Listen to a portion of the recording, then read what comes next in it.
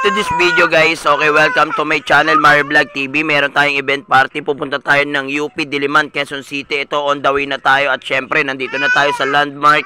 Maya-maya lang ng konti. Okay, wait lang natin si boss. At ito, papasok na tayo sa looban kasi yung bahay nung nagpa-party. At syempre, medyo malubak. Hindi na natin pinasok yung motor. Ito nga pala yung place. Pakita ko lang sa inyo. So, napakalaki, napakaluwag. At syempre, ito nga guys. Okay. Ito, nandito na yung mga tables and chair. Ito, kita mo, nagluluto sila. Kahoy yung gamit nila. Talagang probinsya dating talaga rito.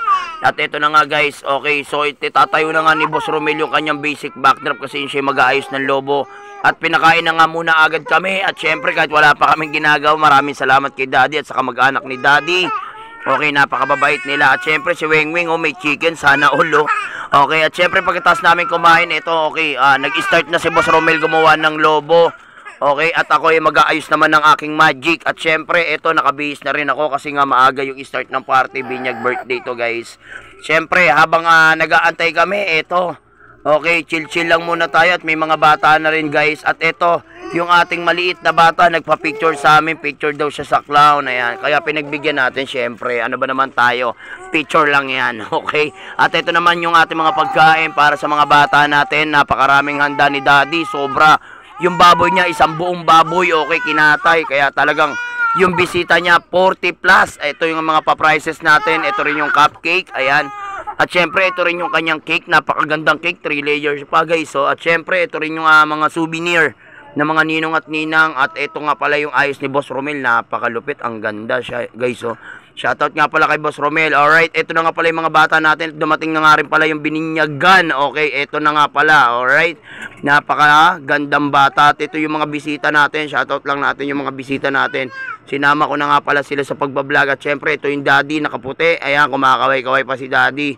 Shoutout din po kay Mami. Ayan, kung sakaling mapapanood nyo yung aking video. At syempre, okay, ito, talagang datingan na talaga yung mga tao guys. At ito, marami na nga pala kami rito kung napapansin nyo.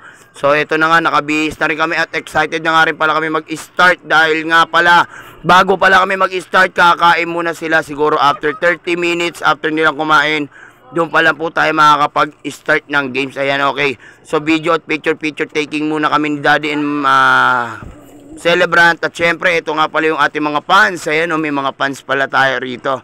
May mga followers tayo dito. At syempre, ito yung celebrant natin, yung nakakulay pink. Alright, ito pakita ko lang sa inyo ng malapitan yung ayos ni Boss Romel. Napakalupit.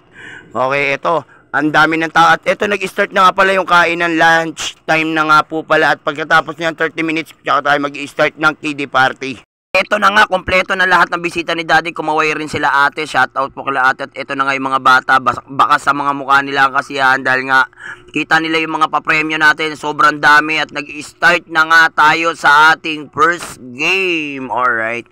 Then, syempre, habang nagpapalaro si Kuya Clown, okay, video lang muna tayo.